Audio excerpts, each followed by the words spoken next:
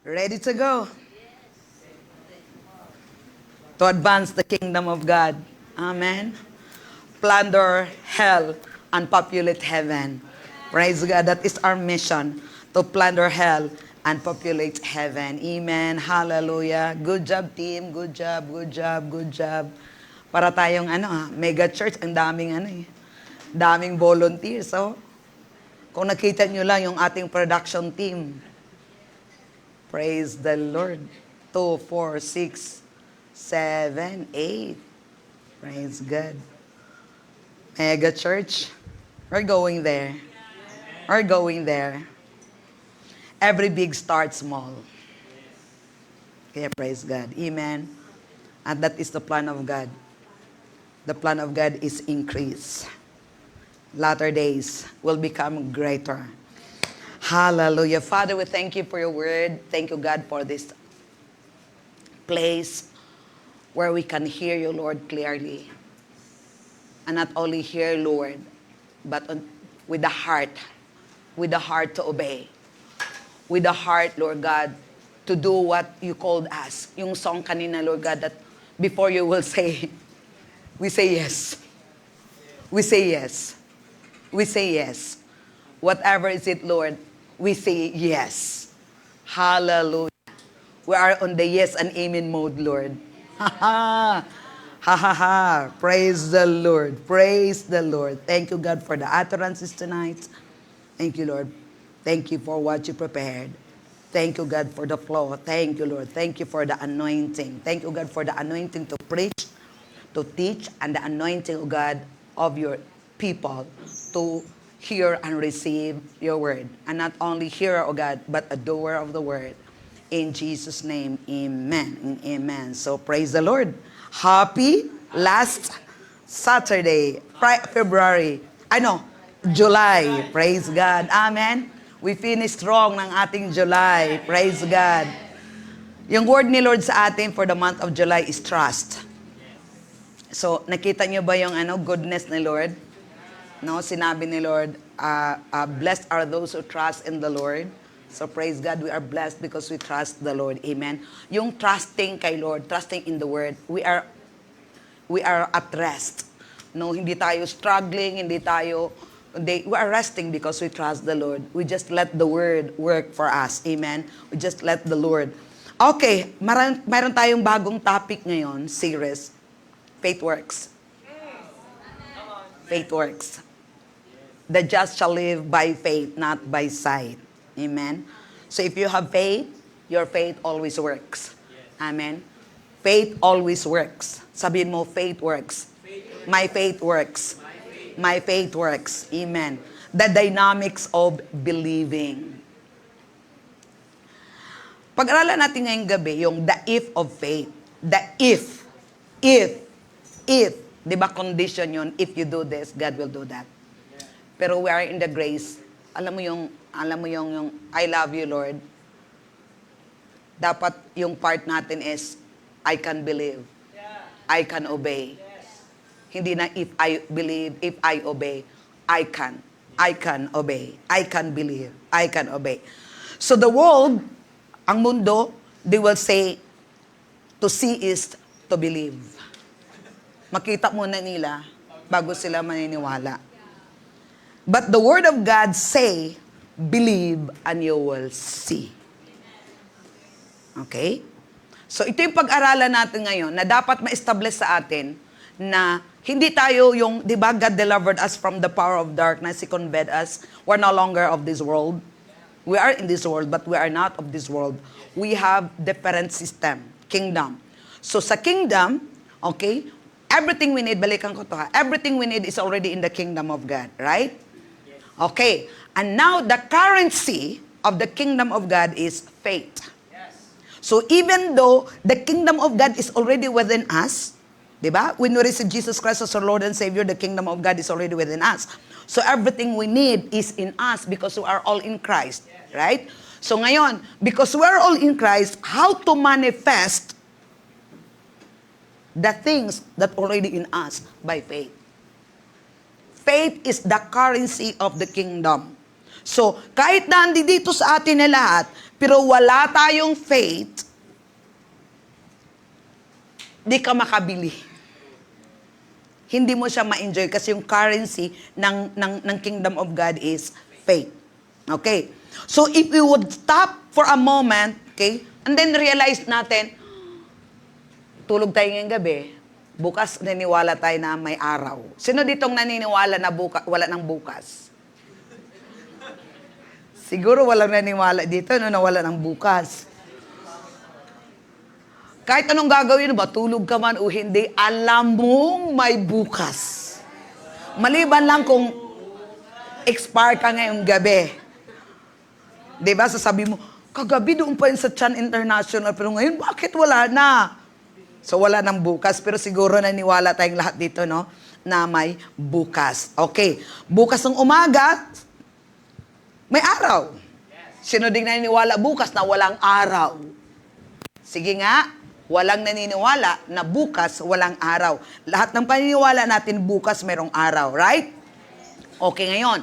Kung ikaw naman ay mayroong anak, dinala mo din sa center.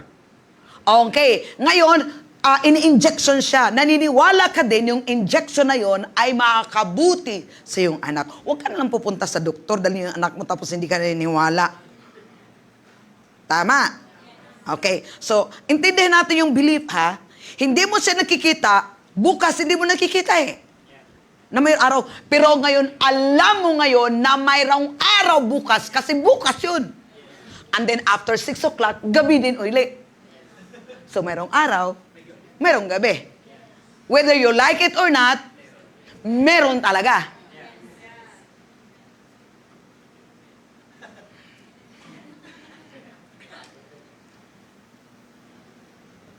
Okay, if people can place such unwavering trust in man-made physical object, like pupunta ka sa doktor, dinadala mo yung anak mo kasi ipapagamot mo, tapos ngayon binigyan ng gamot, tapos naniwala ka sa gamot, naniwala ka sa doktor, kung naniwala ka, that is man-made, how much more kay God? Pero why it is so difficult for them to have faith in the Creator who set the world into motion? Bakit kunting kita mo lang doon sa Facebook, may sinasabi na niniwala ka agad? Please into order ka agad. Pero bakit pag sinasabi ni Lord, hindi ka kaagad naniniwala? So it's so timely to take this spiritual journey to discover that faith in God, dapat alam natin kung saan yung faith natin. It's not abstract or idea, it's real. Faith in God is real. Paano ka naligtas? Ha? Okay, tanong ko kayo dito lahat. Kayo po ba talaga ay ligtas na? Ha? Meron ka bang papel ipapakita mo, kontrata? May document ka ba? Ha? Meron kang, pwede bang pakita ng documents mo, naligtas ka? Wala kang maipapakitang document, naligtas ka, ha? Pero paano ka niwala? Paano ka niwala? Paano ka niwala? Bakit ka niwala? No. Because you know. Belief is no.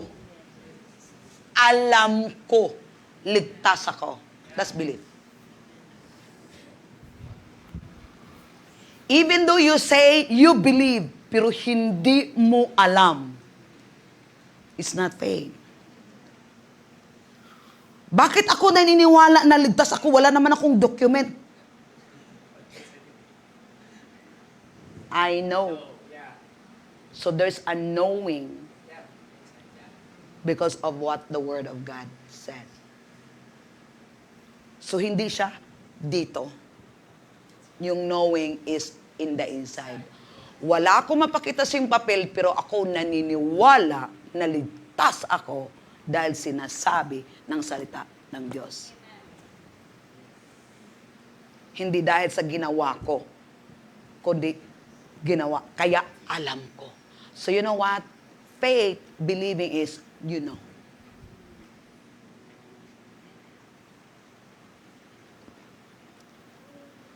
It is God-given principle of living that when activated, will release the floodgates of heaven of blessing. Once belief, once faith activated, it will release blessing from heaven. We're not waiting on God. God is waiting on us. Once your faith will be activated, it will release the blessing. Because faith is our receiving.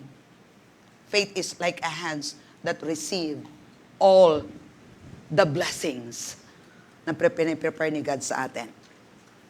Okay. Meron mga konting questions.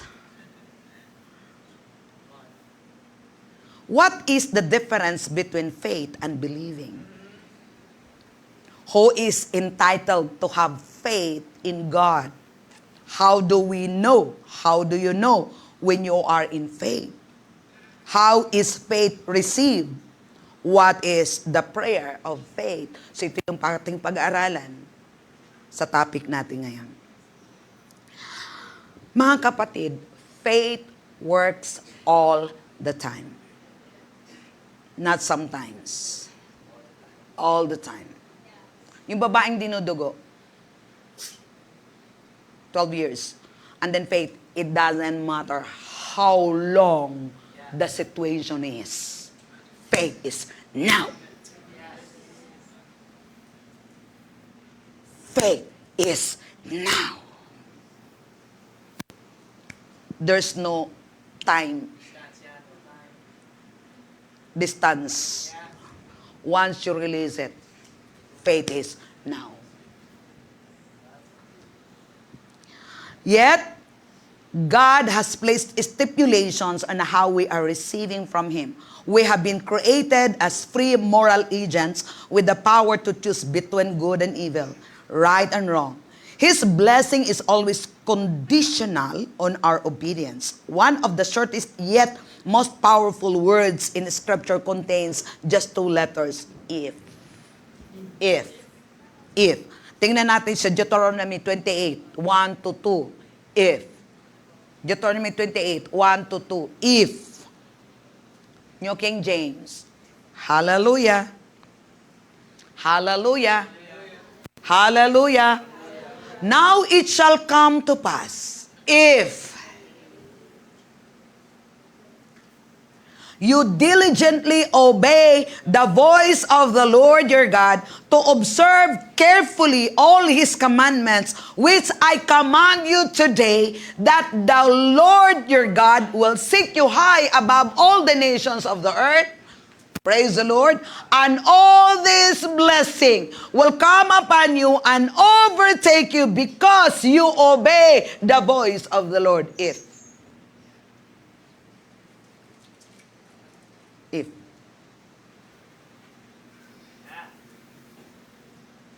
If you keep showing up. So kita mo yung willingness. God is not forcing us. If you just keep showing up, if you do this, if you do that, if you do this. Ibig sabihin, that's the condition is, kasi tinapos na ni Lord. Pero it doesn't mean that God don't love you. Kaya nga, namatay si Jesus Christ, binigay sa atin yung banal na Espiritu so that we can do the F. Amen? Grace yung if.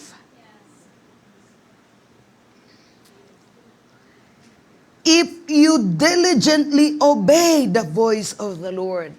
If you diligently obey the voice of the Lord. Faith comes by hearing and hearing the Word of God. So, ibig sabihin, kailangan mong mag-hear. Naalala mo sinabi ni Pastor Joel Saturday? 2 things, faith and faithfulness. You heard from the Lord and you do it the way He wants you to do it. That is faithfulness. We're not hearing from our head. who are hearing it from the Lord. If you obey, I will bless. But this is the good news. You're already blessed. That's why you can obey. You are already blessed. That's why you can obey. Not quantity, but quality. Centuries later, when God sent His Son, Jesus, to be born as a man, teach the divine message of the Father, we find this scripture. Tingnan natin sa Luke 17, verse 5. Hallelujah. Okay. Luke 17, verse 5. Kapatid, madali lang talaga. Alam mo kung bakit ako nakarating ng edad, adult ministry na to? Dahil sa Deuteronomy 28. Yun lang pala yun. Kaya ko. If you diligently obey, kaya ko. There's grace na doon pala sa heart ko. Yun lang palang kailangan kong gawin para magpa-prosper ko. Kaya ko. Yun lang pala. Alam mo, ganito yun eh. When you heard the if and then you're operating, mayroon ka ng pananampalataya, sabi mo kagad, yun lang pala yun. That's response. Kasi yung naririnig ko dito nung pumunta ako dito, narinig ko sa Channel 9. Yung ating TV jet dati. Na kailangan mo santukin. Makapal pa yung puwet. Narinig ko yun. Yun lang pala, Deuteronomy. If you diligently obey the voice of the Lord your God and all that. Yun lang pala. Nung narinig ko, sabi ko, yun lang pala. Yun lang. Kapatid, nilalang ko lang yung if.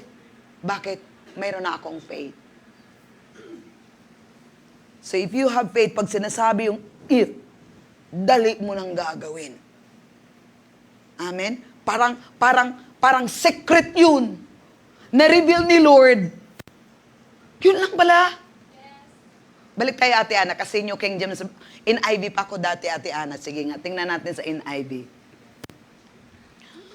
Pag mayroon ka nakitang if sa Bible, it is doable.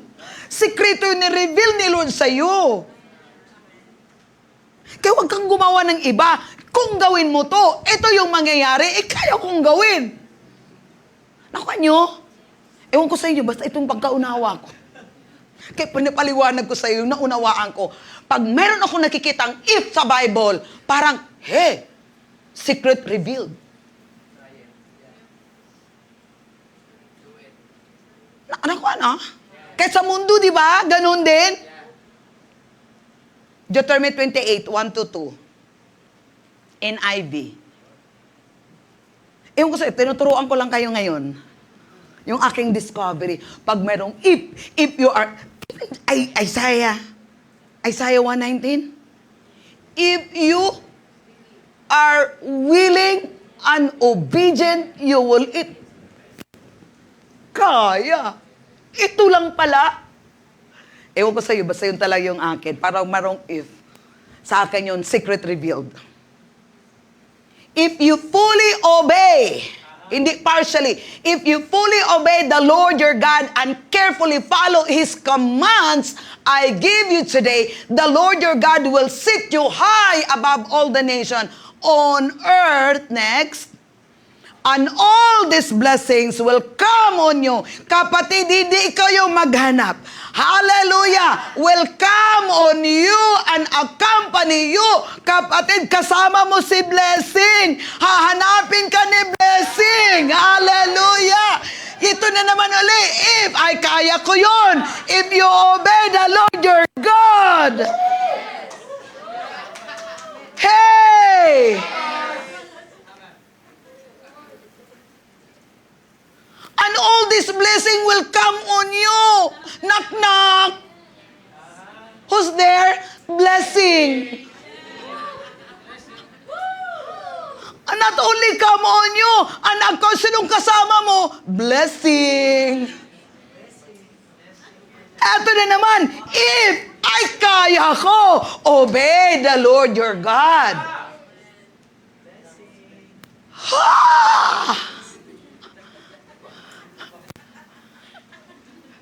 Tapos ito na, sige, diretso tayo. Sikrito yun yung if. Sa secret revealed talaga yun. Ayun lang palang ginawan. Yun palang magagawin. Huwag na kayo kung ano-ano pang ginagawa nyo sa isip nyo. Nagpo-program kayo ng plano. Ito lang eh.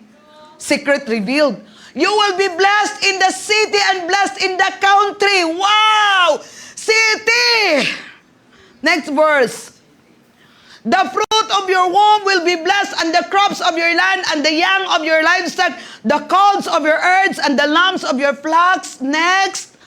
Hanggang 14 times. Your basket will and your kneading bowl will be blessed. Next. You will be blessed when you come in and blessed when you go out. Why? Kasama ko si blessing. Next. The Lord will grant that the enemies who rise up against you will be defeated. No weapon formed against you will prosper. Therefore, before you need, they will come at you from one direction. Pag nakikita ka ng naglalakad, ayan na. Bakit? Sino kasama ko? Si The Blessing. If you allow the blessing to flow in your life, no devil can stop you. They will come from one direction. Bakit? Sino kasama ko? Si The Blessing.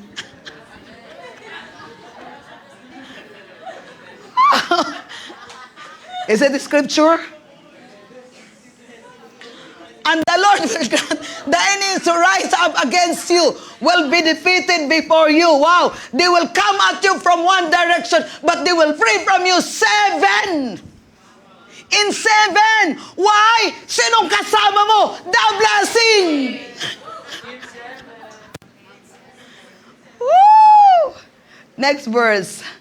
The Lord will send, the Lord will send a blessing on your barns, on everything you put in your hands to. The Lord God will bless you in the land He's giving you.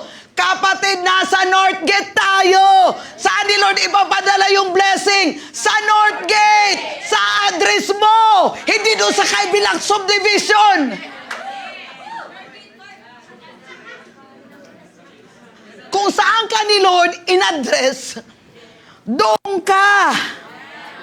Sige, mag-order ka sa Shopee. Tapos yung address mo, kagaya nangyari kay Jethro, nag-order. Hindi nakarating sa kanya yung order. Saan nakarating? North Gate. Bakit? Hindi niya binago yung address eh. Kay Lord, walang pagbabago yung address mo. Kung saan ka tinalaga ng Diyos, doon ka kay wag mong baguhin yung address mo. Kasi pag, di ba, the Lord will send the blessing on your barns.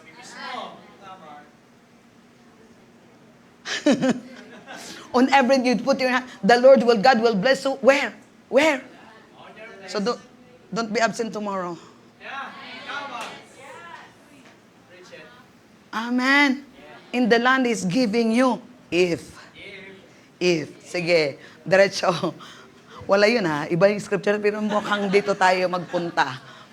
The Lord will establish you as His holy people, as He promised you on oath, covenant. If you keep, ayan na naman, if you keep the covenants of the Lord your God and walk in obedience. Ano ba yung covenant ni Lord? Love. Because our faith doesn't work without love. If you walk in love, your faith works. Amen. Next verse.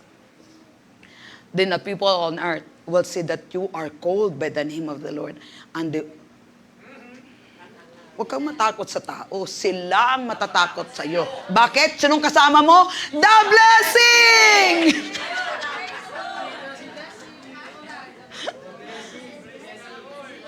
Will make you rich. Next. The Lord will grant you abundant prosperity in the fruit of your womb, the young of your livestock, and the crops of your ground, in the land He swore to your ancestors to give you. Next verse. The Lord will open the heavens. Kaya mo bang mag-open ng heaven? If the Lord will open the heavens, ang daming heavens, the storehouse of His bounty, to send rain on your land. Kapatid, hindi lang ambun-ambun. Rain in season. And to bless all the work of your hands, and you will lend to many nations, but will borrow from none. May bangko ka na. Next. The Lord will make you the head, not the tail. If you pay attention to the commands of the Lord your God, and I give you this day, and carefully follow them, and you will always be at the top and never at the bottom. Kaya walang roller coaster. Do not turn aside from any of the commands that I gave you today, to the right or to the left, following other gods and serving them. Amen? So it's a quality. Luke 17 verse 5. Sino kasama mo? Blessing. Naalala ko, kailan ba yun yung Tuesday? Tumawag yung friend ko. Sabi niya, hindi nag-video ko kami. Sabi ko, himala to, tumawag. Tapos sabi niya, sinong kasama mo? Sabi niya, sabi ko, si God. Ay, si God kasama mo, di pakisabi na lang kay God. Ayos talaga din. Sabi kay God. Yan, kasama mo pala, pakisabi mo kay God.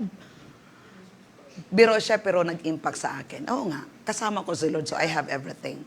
Dahil kasama ko si Lord. Minsan kasi, nagsasalita tayo ng mga parang nonsense. Pero pag iba to pala sa'yo uli, kasama ko si Lord eh. So I have everything dahil kasama ko si Lord. Kausapin ko lang si Lord kasi kasama ko si Lord. Nagkikinig si Lord. Amen? Okay, and the apostle said to the Lord, increase our faith. Increase our faith. So it's not quantity, but it's a quality. It's not the amount of knowledge of the word you have. Because faith comes by hearing, and hearing the word of God. Amen? Hallelujah. Ito sa scripture na to, sinabi dito, it is obvious that after spending time with Jesus and personally observing the tremendous miracles He achieved as a result of His faith, they wanted to tap into the same access with the Father. Even though Jesus had previously told them the significance of faith in seeing prayer answered, these still did not fully understand. Ito yung mga disciple. This evident since they addressed the subject in regard to quantity. Ano sinabi nila? Assuming the reason they were not having the dynamic result of the Lord consistently achieved was because they didn't have enough the substance called faith. They know. They see the miracles, but there's no substance. Faith is the substance of things that you hope for. Even though you have hope, but there's no faith on that, doesn't work. Hebrew 11 verse 1. Tingnan natin. Now faith is the substance of things hoped for. Faith is the evidence of things not seen. Faith is the evidence of things not seen. Unseen thing is real. More real than the seen thing. So if you can see the impossible, you can do the impossible. That's faith. Amplified, please.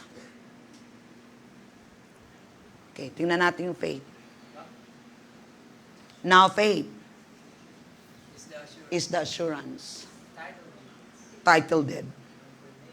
Confirmation of things hoped for. Divinely guaranteed, and the evidence of things not seen, the conviction of their reality. Faith comprehends as fact what cannot be experienced by the physical senses. That is faith. The just shall live by faith, not by sight. If you can see it, you don't need faith anymore. That's why God gave us all the impossible, because it requires faith. If it is not impossible, you don't need faith. Make sense? Kaya lahat ng ipapagawa ni Lord sa atin are impossible because He needs your faith. If you can see it, if you can see the unseen, now you can do the unseen. Now faith, ngayon, is the assurance, the title did, a confirmation, the things hoped for. So how do you believe? How do you know that it's yours already? Because even though you cannot see it, you know it. You are certain, you are confident, you are sure. It's a title deed. Ang bahay, mapatunay, kahit na ikaw ang nagbabayad, kunyari mga mortgage, kahit na ikaw ang nagbabayad for 30 years, habang wala ka pang title deed, hindi yun sa'yo. Ikaw nagbabayad, pangalan mo, ikaw nagbabayad every month. Pero kung wala ka pang title na hawak, hindi pa yun sa'yo. Okay? Ang faith, hawak mo na.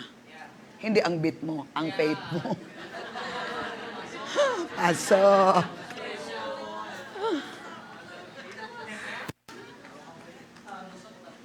Ang faith, hawak mo na. Hindi mo pa siya nakikita, pero faith is a title deed. This is mine. Confirmed, assured, certain, sure na sure. This is mine. That's faith. Once you heard your mouth saying, mine, the things that you ask, hindi mo pa siya nakita, and then once you heard your mouth saying, mine, you have faith in there already. Gets? Kaya, pag nagpipray ka, pero hindi mo pa maririnig, kasi faith can be heard, you can hear it in your mouth, may. Ibig sabihin, mayroon ka ng title deed. So, anong kailangan mo for the manifestations of that faith? Patience, until you see the manifestation. Clear? Clears? Clears. Okay. Ha, ha, ha. Okay. Punta tayo ate sa verse 6. Sa Luke 17, verse 6. Okay. Kailangan ni Lord, hindi dami. Quantity. Okay.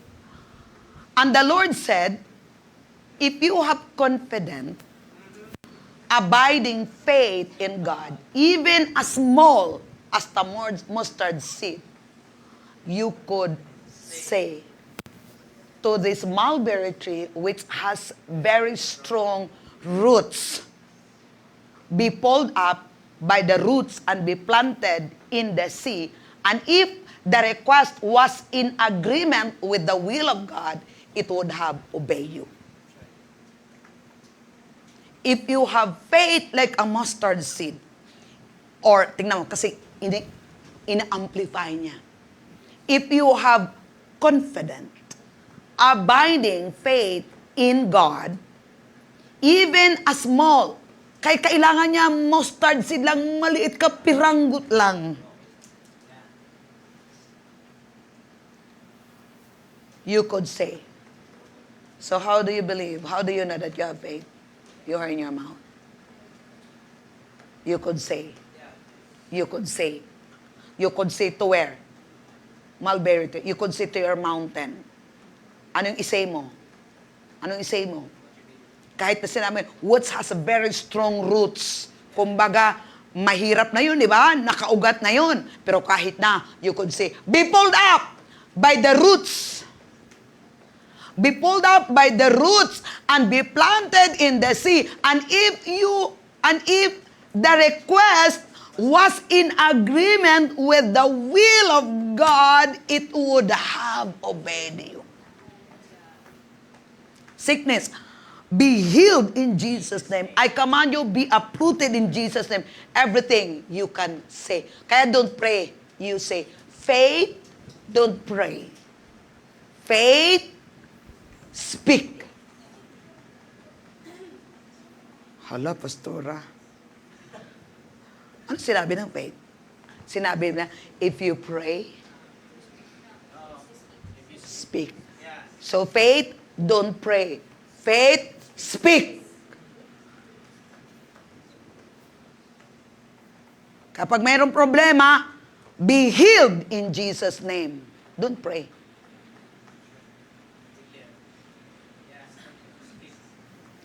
Three operations of faith. Speak, say, believe, and act. That is the three operations of faith. So, kailangan, mustard seed. Since a mustard seed is one of the smallest seed in existence, it is clear that amount is not the issue when it comes to faith. Amount of faith is not an issue. Small lang. Small lang. Pwede ba tayo manood ng, meron ka bang makita diyang mustard seed para makita natin? Ala, Ate Ana, bilisan mo. Mag-search din sa Google.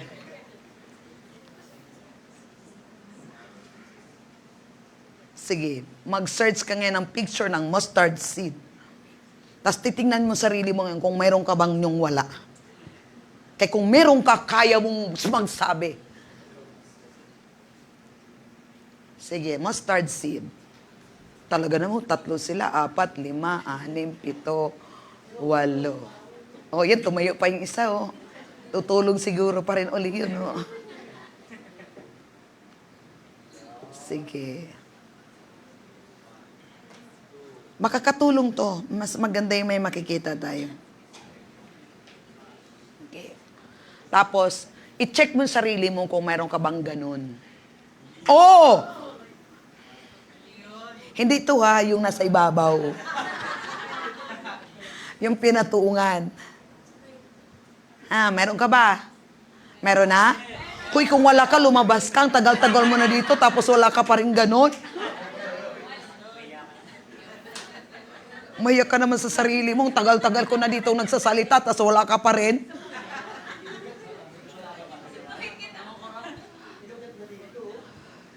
Pag dito ko tinitingnan, parang itlog.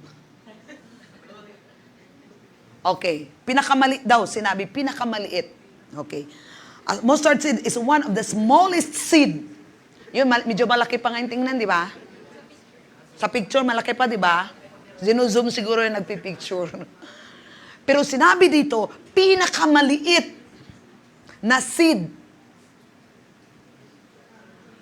The smallest seeds in existence. It is clear that the amount, okay, kapatid, naniwala ko meron ka. Meron ka. Meron. Kaya gamitin mo yun. Pag merong problema, kausapin mo, hey! Be pulled out from the root. Be cast into the sea in Jesus' name. At sinabi niya, ayun. Ayun. Yun medyo makapanipaniwala.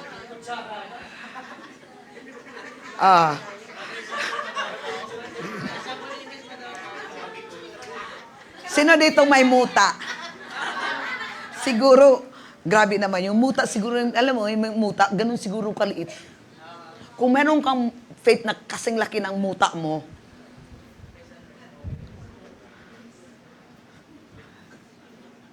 gamitin mo ng bibig mo. Amen? You can speak to your mountain. Be pulled out and be cast into the sea. And that does not doubt in your heart. Oh, yan. Tingnan mo. Meron kang ganyang faith?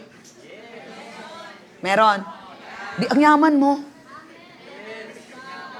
Ang yaman mo. Di ba? Faith yung currency. Kaya pag meron kang ganun kaliit na pananampalataya, kahit na yung mulberry tree, very, very strong daw yung root, you speak. Be uproot. Be cast into the sea. And it will obey you. Kaya wag kang mag-obey doon sa problema mo. Hayaan mo sila mag-obey sa'yo. Amen.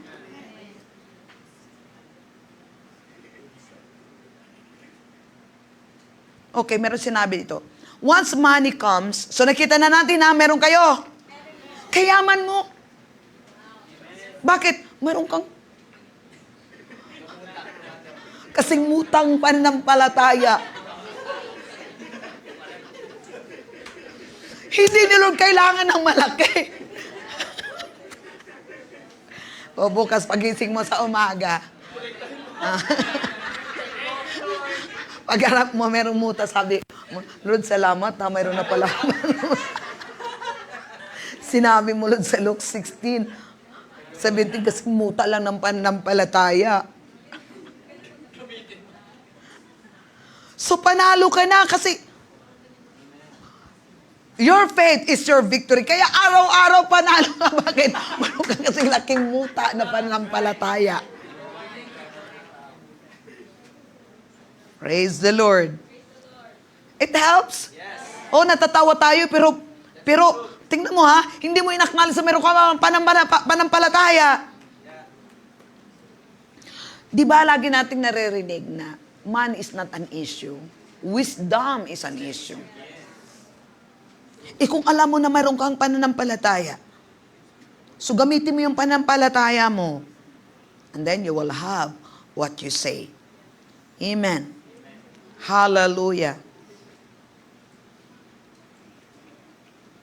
Ano pa ba? Okay. Sinabi to. Once money comes into the possession of people, the determination of how positive or negative it is become evident. Alas 7 na. Medya. Obviously, in the hands of a dealer, its use would be substantially different than in the hands of missionary. However, the money itself has no moral character. Essentially, faith is similar, neither big or small, just simply faith. Either you believe in God or you place your trust in some other person or thing. This is why Jesus tells us, have faith in God. Kaya kung meron kang pananampalataya sa Panginoon, kapatid, panalo ka na. Sige, last verse na at see you next Saturday ulit. Sa Friday ulit. Basta tandaan mo ha, pag mayroon ka kasing muta na pananampalataya, ang hirap naman maghanap ng mustard, di muta na lang. O kaya kulangot. Grabe yung mga example talaga, grabe.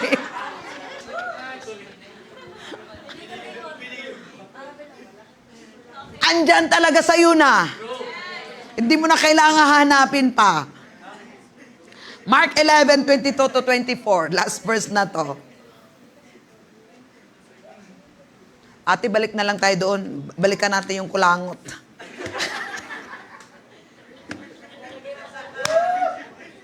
Luke 17 verse 5.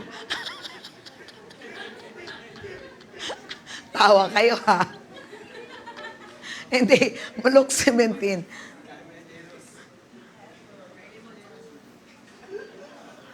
Tapos lapit kayo sa akin, bit-bit kayo ng problema nyo. Gamitin yung pananampalataya nyo. Okay. The apostle said to the Lord, increase our faith, our ability to confidently trust in God and in His power. Look, increase our faith, close open. Ano yung faith niyan? Our ability to confidently trust in God and in His power. Anong sagot ni Lord? Okay, 6. And the Lord said, if you have confident, abiding faith in God, not to yourself, in God, in the Word, even as small as a mustard seed, you could say to this mulberry tree, which has very strong roots, kay kapatid, kahit na gaano kalaki pa yung problema mo, kaano pa kabigat yung problema mo, kung mayroon kang pananampalataya, anong laki?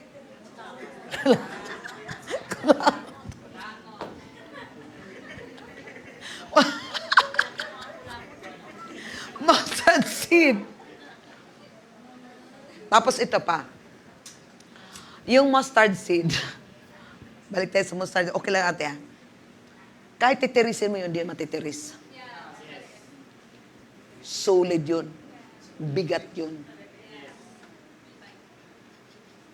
Kaya, pag meron kang pananampalataya, you are unstoppable, you are unshakable, you are immovable. Ganun katigas. Kung matigas mo yung munggo, siguro, matigas pa yung ano. Sige. Tawa sila ng tawa. Okay, balik ate Ana. Sana ba tayo? Okay. You could say to this mulberry tree which has very strong roots, be pulled up. Kapatid, hindi siya nag-pray. Gamitin mo yung pananampalataya mo. Ano ba naman? Say, be pulled up by the roots. Kaya lagyan mo ng address.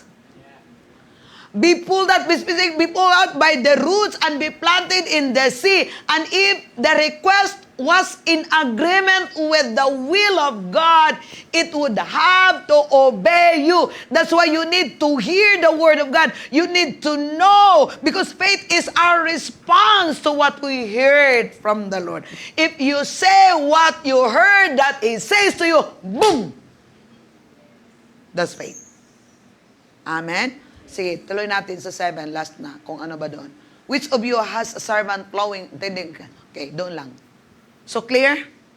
Clears? Okay, practice ha. Practice. Kasi kailangan natin yung Word of God, i-practice natin. Sige, tayong lahat. Alas 7:30 na. Praise the Lord.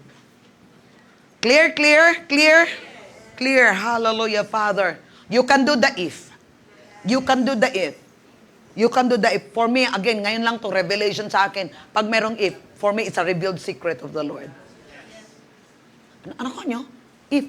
Ayun lang pala. If. Yun lang pala. If. Yun lang pala. If. Yun lang pala. It's a revealed secret of the Lord. Kaya mong gawin. Amen? Because of the grace of God. Hallelujah. Father, we thank you, God, sa word. Yes, Lord, we can do the if. Thank you, Lord. Thank you, Lord. Thank you for teaching us, Lord. Thank you for teaching us. Teaching us, Lord. Teaching us how to use our faith. Teaching us, Lord. Giving us more understanding. Giving us more knowledge. Giving us more revelation, oh God, of faith. The dynamic principle of faith, Lord. Hallelujah. Hallelujah. Hallelujah. Hallelujah. Hallelujah. Hallelujah. Thank you, Lord. To increase our faith is to speak. To increase our faith is to speak. To increase our faith is to speak. Practice speaking the word. Practice speaking the word. Practice speaking the word, because that's how you increase your faith. And address it from the root. Command it. They will obey you. Hallelujah. Father, we thank you. Thank you, Lord. Sabi mo, I have faith in God. I have faith in God. I have faith in God. And I will speak to the mountain. Be removed, be cast into the sea. And there's not doubt in my heart, but I believe what I say. And they will obey me. In Jesus' name. Thank you, Lord. I have faith in God. I have the God kind of faith. I have the God kind of faith. I have the God kind of faith. Hallelujah. I have the faith of Jesus. I have the faith of Jesus. I have the faith of Jesus. It's not your faith, it's the faith of Jesus. God give us a measure of faith. It's the faith of Jesus. God give us a measure of faith. So it's up to you how much you increase. How do you, ano yung gusto mong kadami yung pananampalataya mo. But we can increase our faith by speaking. Hallelujah. By saying, I'm strong, I'm healthy, I'm blessed. That's faith. That's faith. That's faith. Hallelujah. Lord, we thank you for the word tonight. Thank you. Thank you, Lord. Thank you, Lord. Thank you for the word. Thank you, Lord God, for teaching us more, so that we can operate more in our faith, Lord. Hallelujah. Hallelujah. We can walk by faith, Lord. We can live by faith, Lord. Hallelujah. Live in the faith of God. We can live in the faith of God. Hallelujah. Oh, Father, we thank you so much, Lord. We keep that word in our heart. Yes, Lord, as I've said kanina, Panginoon God, we are not only here, but we are the word of the word. And Father, thank you, God, for another opportunity, God, to sow substance. Hallelujah. In everything what we heard tonight, Lord. Hallelujah. On purpose, Lord God, we put our faith, substance, oh God, because you said in your word, where your treasure is, our heart is there. So God, we put treasure in everything what we receive, Lord. Hallelujah. So that our heart will be on that word that we heard to you tonight, from you tonight, Lord. And thank you for increasing, Lord. Thank you for increasing our seed. Thank you for increasing the seed also, God, that we heard tonight, because the word of God is the seed. Hallelujah. Thank you, Lord God. And we speak our seed blessed. Hallelujah. And we thank you, God, for more harvest in Jesus' name. Okay, you can give your seeds. Hallelujah. If you have. Hallelujah. Bring. Oh, Father, we thank you. Plant your seed. Hallelujah. In the name of Jesus. Oh, Father, we thank you. We thank you, Lord. We thank you. We thank you. Oh, we worship you. We worship you. We worship you. And I release the blessings of the Lord to come upon you. The word said kanina, the blessing will come on you and accompany you. So I declare and decree right now that the blessing will come upon you because you hear the word, you obey the Lord, and will accompany you.